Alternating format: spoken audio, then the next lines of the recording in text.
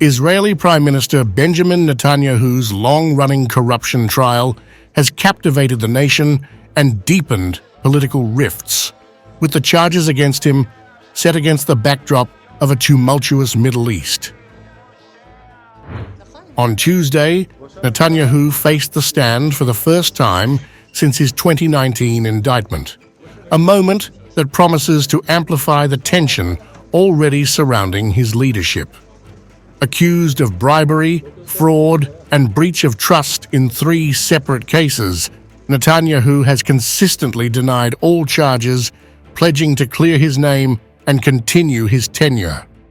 In a fiery statement, Netanyahu emphasized his determination to fight back, saying, "For 8 years I have been waiting for this day." For 8 years I have been waiting for this day. I have been waiting 8 years for this day to present the truth. For 8 years I have been waiting to finally blow up the deluded and absurd charges against me. For 8 years I have been waiting to reveal a method of a brutal hunting expedition, because these investigations were born in sin. The most prominent of the charges, known as Case 4000, involves allegations that Netanyahu granted regulatory favors worth about 1.8 billion shekels, $500 million, to Bezek Telecom in exchange for positive media coverage from a news outlet owned by the company's former chairman, Shaul Elovich.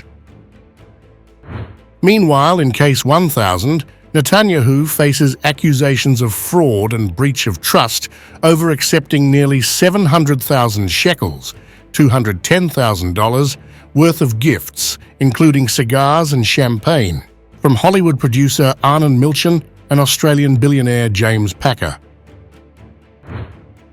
Finally, Case 2000 alleges that Netanyahu sought favorable coverage from the owner of the Yedioth Ahronoth newspaper in return for curbing a rival publication's growth.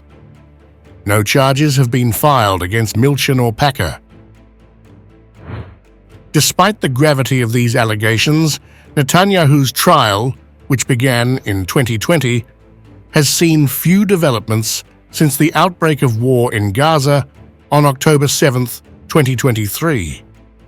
The Hamas attack has overshadowed the legal proceedings, with Israel's attention diverted to the ongoing crisis.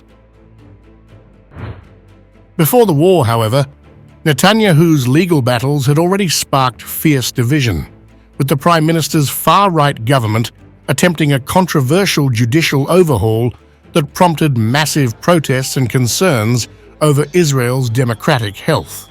Netanyahu's critics argue that his legal troubles have driven much of the political turmoil, including 5 rounds of elections and a series of shifting alliances.